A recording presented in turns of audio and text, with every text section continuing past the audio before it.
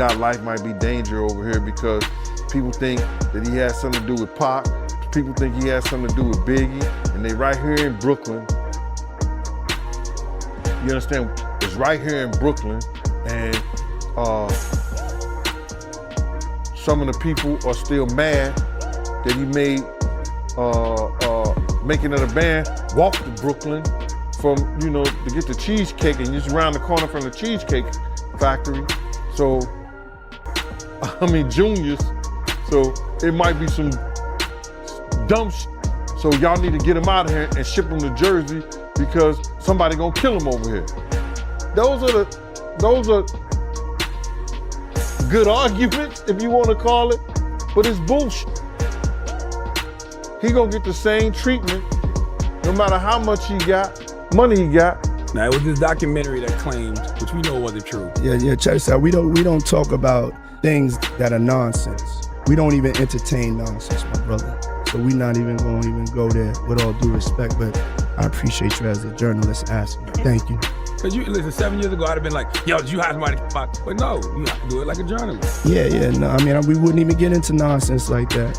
You know what I'm saying? It's nonsense. Which we never believed, man. Yeah. 50 Cent recently shared some startling new video of Diddy in jail, appearing noticeably scared. Additionally, since it dropped, the internet has continued to buzz. It was widely believed for a while that Diddy was doing well in prison, living well, sipping wine, and even teaching people business, as if nothing had changed. However, that image is already beginning to crumble. There are rumors circulating that things have gotten worse. Online rumors indicate that certain people might be pursuing him, and others are even linking it to members of Tupac's inner circle. Hip-hop has been plagued by the killings of Tupac Shakur and Christopher, the infamous B.I. Wallace, for decades. Like an unhealed wound. Claim was an informant in 1997 who told investigators that Puffy had hired the Southside Crips to kill both Suge and Tupac, and that the Crip who was jumped at the MGM was in the group that had done the hit, and that they originally were going to do it at Suge's Vegas nightclub, but then decided to do it right away instead of waiting. This was exactly the same story that Keefe D told us a decade later. Very few people know that immediately after Tupac is shot and that white Cadillac is fleeing, one of the death row entourage, a guy named Alton McDonald, known as Buntry, chases after the Cadillac, and a second shooting takes place between the two vehicles. Alton McDonald's car is struck. In fact, within the Las Vegas files, there's a document that indicates that Alton McDonald's car had been struck by a bullet. He even said that, like, in retrospect, that was probably the best thing that could have ever happened to Puffy. By Zip stealing the money, now Puffy isn't connected to that shit. Or else it would have been like a hire or something, you know what I'm saying? The FBI said that. So the FBI told you the said he same was a thing. dirty motherfucker. So the FBI told you that Zip kept that money. They said Zip's the dirty one. Everybody cross you. You're the last one to know every fucking thing. Even lawyers, your friends, everybody you cross. Diddy has continuously denied any role in either of the deaths throughout it all. However, the recently discovered prison video has sparked new rumors, making fans wonder if there is more to the story than what has been made public. On September 7th, 1996, Tupac was shot and killed in a drive-by incident in Las Vegas. Before dying at the age of barely 25, he battled for his life for 6 days. Biggie was slain in a similar drive-by shooting in Los Angeles on March 9, 1997. Just 6 months later, the loss was equally devastating. The industry was split in two by the nearly consecutive deaths of two rap icons. By then, it was more than simply music. It turned into a deep-seated East Coast against West Coast split, allegiance, and pride. In the interim of him being there to spy on Big, Jimmy Hinchman told him that they finna teach Pac a lesson. Because Pac had owed him some money. So that's why he was up in the studio and was coming to the studio. Pac owed him some money. He was gonna work it off and get some money from doing a song with Lil Sean. And that's what that was about. But Pac was talking greasy to Jimmy Hinchman, and Jimmy Hinchman wasn't the type of dude that you talk greasy to. Allegedly. Unless you're 50 Cent. So Diddy knew what was going to happen. He knew Pac was about to deal well, yeah. He was there to see it. He was there to see it.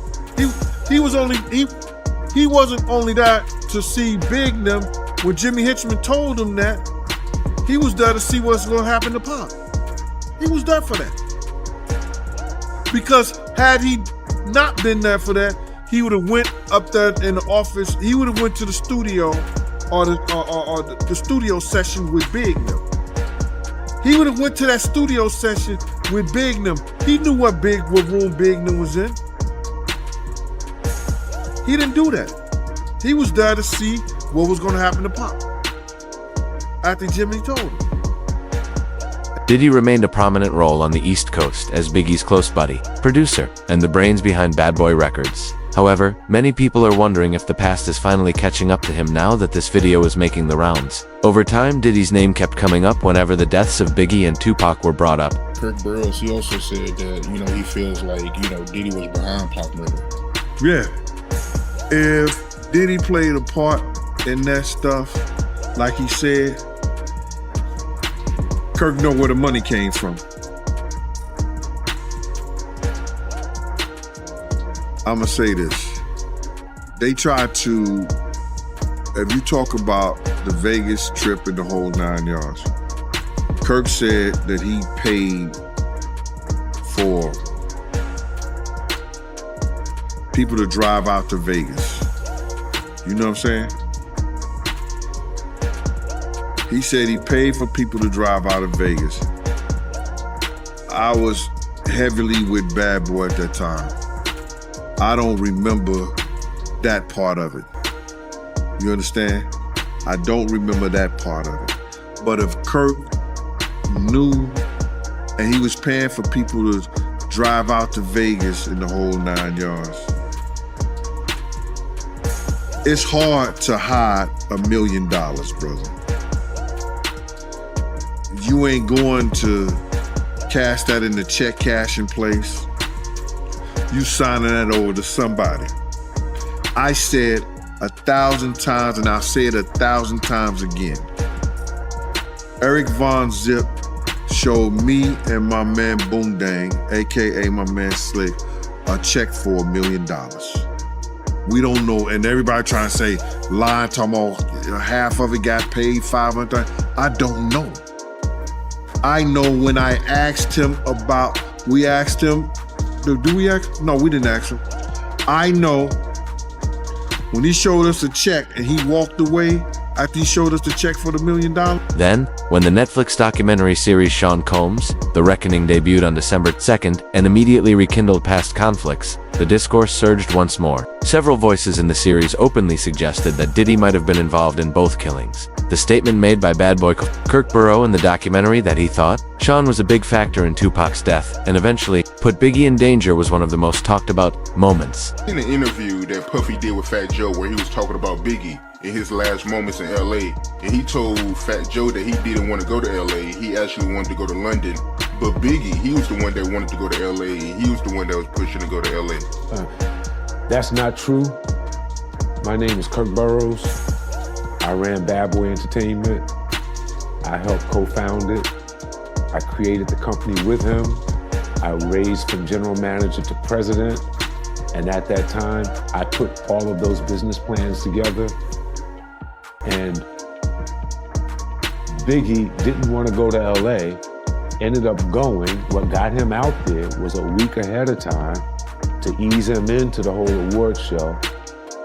He may not have wanted to go to London, but was talked into it.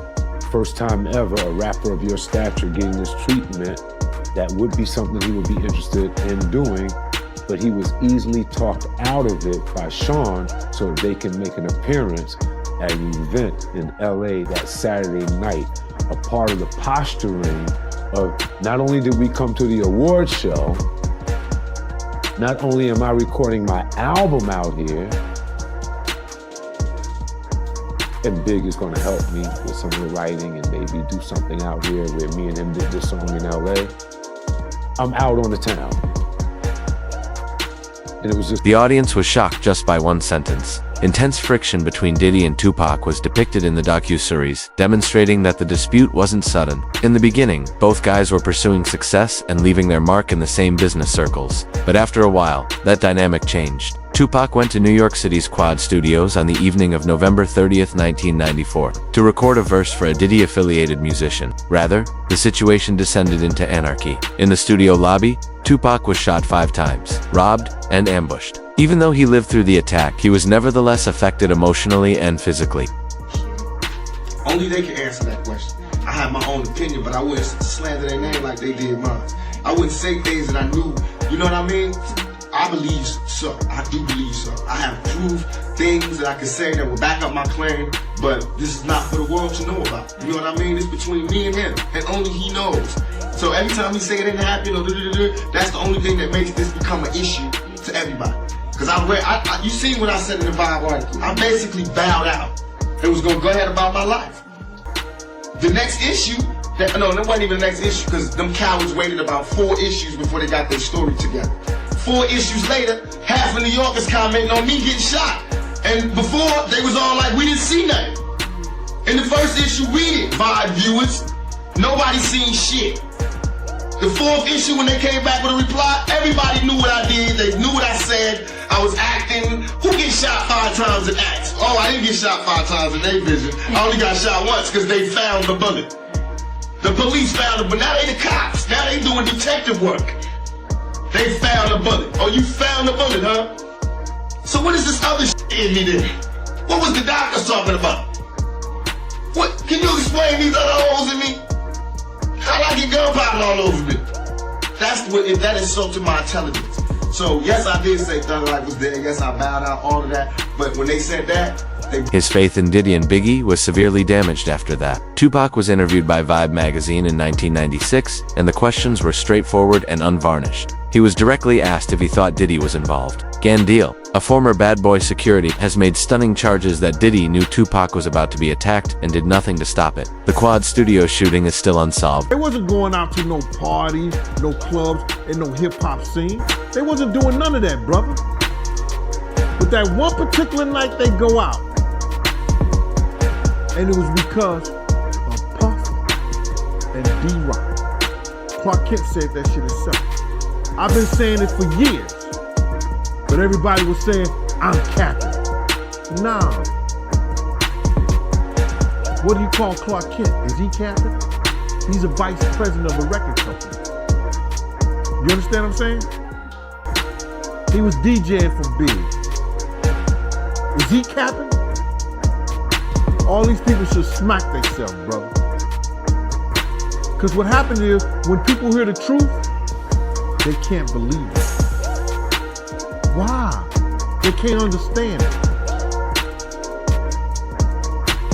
But it happened. We couldn't have done nothing. Because it was no we. It was no we out there. Big had a security, Paul Alford, Reggie Bullock. Puff had me and Kenny. We was down 6 to 8 other men. And there's 23 people in the entourage. And none of them got no guns. You don't go Cali empty-handed.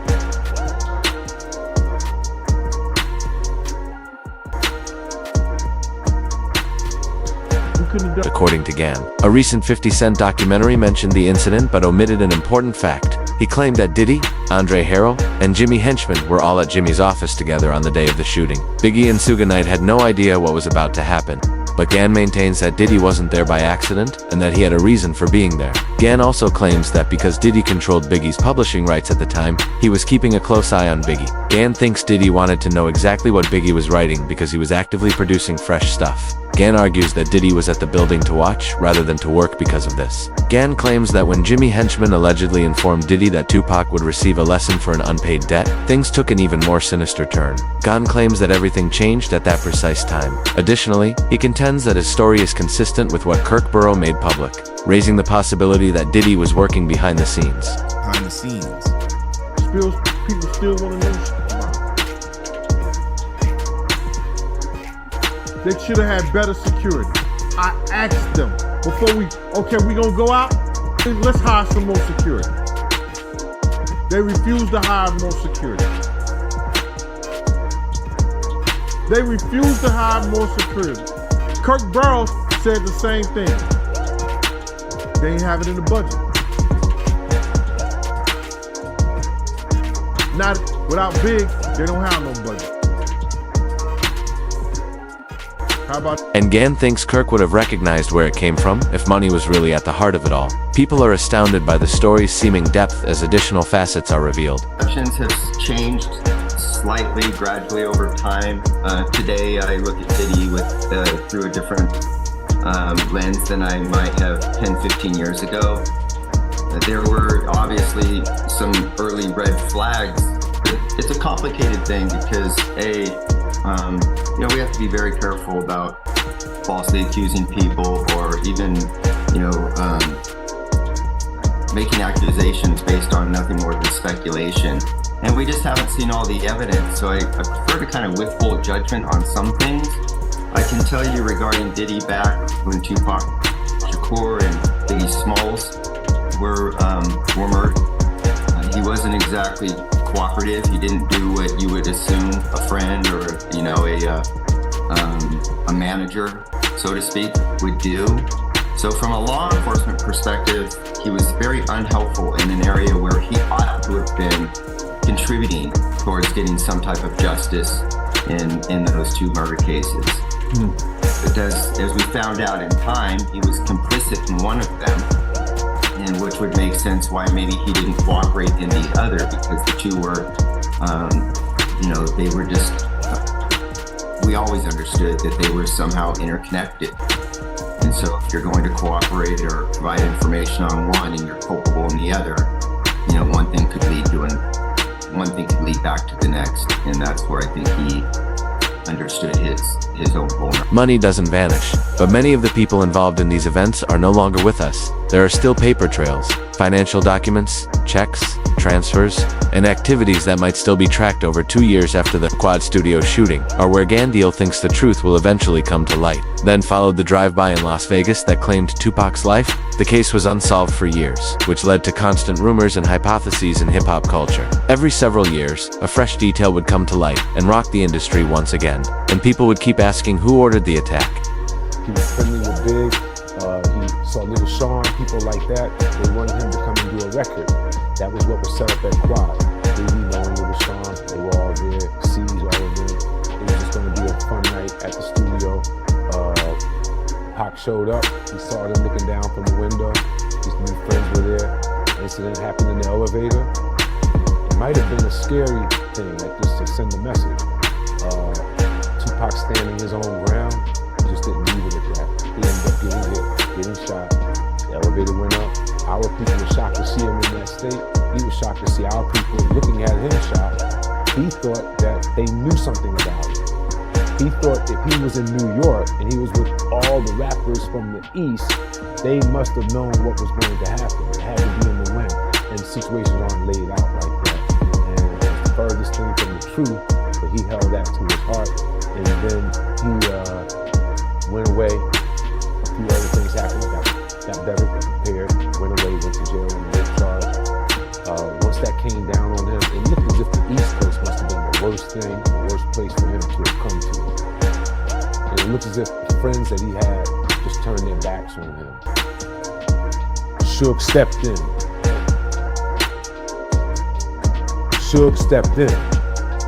And when Suge stepped in, he signed him. He signed him to a napkin at Clinton. And that letter that he sent through Wendy Day, she was definitely a person that was connected and a mediator between most everyone in the hip-hop game and had been for a minute, legendary person. She delivered the letter to my office. It started with West Side Up. So it gave an indication of rumblings that we heard in the street with him being shined by Suge, which is definitely true. He's going to go west when he comes back.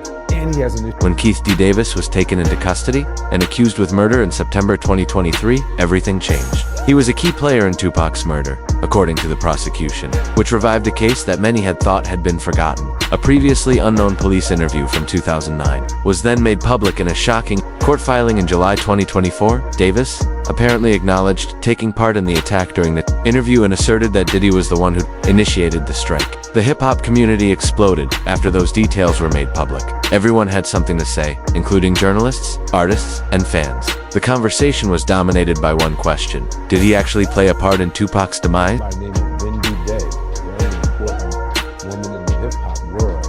I think she had Baby and those guys with instrumental in a lot of success. When I started in the music business, I reached out to her. She had a company called Rap Coalition. She went back and helped rappers from a previous generation get their money straight, their royalties. With that being said, I was like, she's someone I want to know. And knowing her, I had the good fortune when she was dealing with Tupac during his crises on the East Coast. She went to visit him at Clinton. He wrote a letter, drafted it, so that she could bring it to me at the office so that I could know and be able to relate to Sean where we were with him. And the letter, if I remember, it said, West Side Up. And what we had heard was rumblings that Sugar came to sign him knocked into a contract and he was going to go west.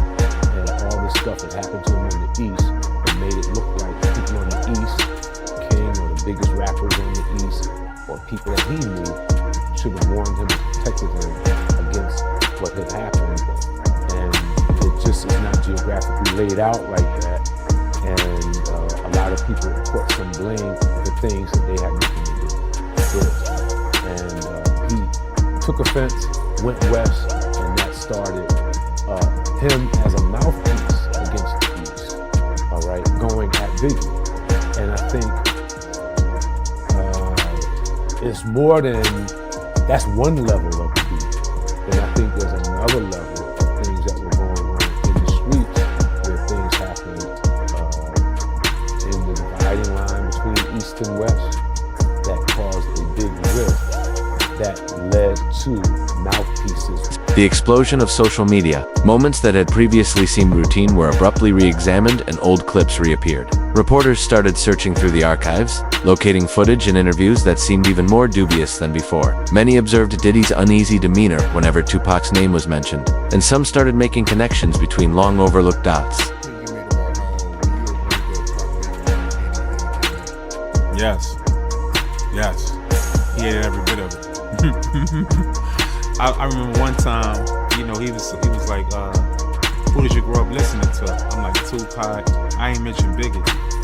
That nigga ain't even talk to me for like 14 days after that. Everything but Pac, like, you couldn't say Pac was anything better than Biggie. You can't put them in the same realm or nothing. It was all about Biggie. Nick, I ain't know no it was all a dream whole song. I knew a couple words, the first verse maybe, but he made us recite the whole thing. I guess, I don't know. He made us recite that whole thing. And I don't think that Biggie would have gave a if a nigga would have killed about reciting his whole shit. You dig? Like, cause I grew up listening to Biggie too, you know.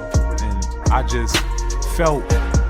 In a prompt response, Diddy's legal team denied the allegations, calling them untrue and based on rumors from the streets. They maintained that there was no hard proof linking him to the crime. Nevertheless, fresh court documents kept coming to light and public pressure only grew stronger. 50 Cent, however, ensured that the narrative continued. He kept Diddy's name trending by reposting pirated videos, posting mysterious captions, and using harsh criticism. It was interpreted as responsibility by some and as trolling by others. In any case, Diddy continued to be the center of attention. The Las Vegas Metropolitan Police Department declared in public in July 2024 that Sean Combs has never been thought of as a suspect in the death of Tupac Shakur. No official evidence has directly connected him to the shooting, and he has never been charged. Due to numerous delays in his trial, Davis has entered a not guilty plea and is still incarcerated. However, the case's tension hasn't decreased. Diddy and his East Coast group were cautioned to stay away from the West Coast, where tensions were still high, according to people familiar with the matter. Situation.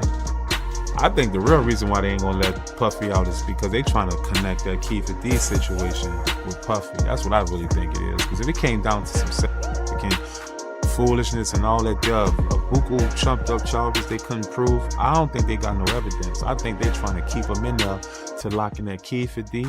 You heard me? That Keith and D situation with Puff. I think that's the only reason why he's still in jail right now. They know Puff is not a dangerous person on the outside. They know if they let him out right now, he's gonna be on house arrest. He's gonna be a good boy. He f around and do all church little videos and whatever. They know that already. That's not what they aiming for. They don't care about none of that. What they care about is they trying to connect Keith D with Biggie. I mean, with Tupac and Diddy. I'm telling you, that's what I feel.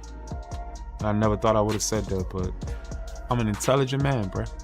And ain't no other way they gonna keep you in there of, oh, yeah, Diddy did this to me. Oh, Diddy did that to me. I'm suing him. Oh, we got enough evidence to. No, you don't. That's accusations. That's not factual, brother. You dig? So I feel like the actual factual thing that they really trying to aim for is the key for D. That's the only thing that they can really lock him in with. All the rest of that shit gonna get chumped down when it come down to it. Diddy gonna plea, and that shit be over with. What they gonna, that rabbit in the hole is gonna be that key for D situation. I'm telling, mark my words. Watch. That's why they ain't gonna let him out. They would have let Key for D out on that bail. Vegas got a little thing. They'll let you out on bail, but they got little restrictions of how you can get out. You dig? So they gonna make sure your ass can't get out of jail. Trust me. So that's the only way I see that. Because the feds play a... However, it's still unclear if he went ahead to promote Biggie's next album. Biggie allegedly refused to leave. However, based on conversations with Sean Combs and allegations ascribed to Kirk Burrow, Sean allegedly persuaded him to go to the reckoning. This aspect of the story has been supported by Gandil, who claims that Biggie's closest friends and family never understood the night. Biggie was meant to be traveling, not going to a high-profile event. Producer Clark Kent subsequently disclosed. Biggie allegedly told Clark that Puffy and another person had set up the appearance when he questioned why they were going to the Peterson Automotive Museum. Gann claims that he was unaware of that fact until years later, and it still bothers him. Additionally, he remembers pleading for more security several times that evening but being informed that there wasn't enough funding for it. Gann thinks that choice might have made all the difference. Greg Kading, a veteran LAPD detective, later made another contentious assertion on the docu-series, saying he thought Diddy didn't help with the investigation and might have made it more challenging. Long-forgotten details were examined by fans and insiders as the series gained popularity. New theories proliferated on social media, podcasts, and online forums. Everyone was curious about the true nature of Diddy, Biggie, and Tupac's relationship. Even seasoned defenders started to wonder if there was more truth hidden beneath the gossip. Every historical quotation, image, and clip was regarded as proof. The shooter, according to witnesses, was a black male wearing a blue tuxedo and bow tie. However, no one was ever arrested. Both killings are still officially unsolved, decades later. Diddy has never been charged, but rumors are still going strong because of fresh connections. According to Kirk Burrow, tensions existed before Quad Studios even existed. The profession was rife with egos, a lack of trust, and quiet rivalries. The consequences of Tupac's robbery and shooting at Quad Studios were immediate and long. According to Burrow, Tupac subsequently wrote him a terrifying letter indicating that the dispute had transcended music. Tupac thought that Biggie, Puffy, and himself were engaged in a full-scale conflict. According to him, the events at Quad Studios altered hip-hop forever, not merely igniting a conflict. Others, like as Chopper, have gone even farther, publicly expressing their conviction that Diddy was responsible for Tupac's passing and characterizing it as a personal rather than business matter. These assertions are still relevant in today's hip-hop discussions. There are now rumors that 50 Cent has been maintaining the story by releasing film to important media, and some think Diddy is getting ready to react in his own way if Gandil's allegations are true. Thus, the issue still stands. Will the truth ever be revealed in its entirety, or will it remain hidden forever?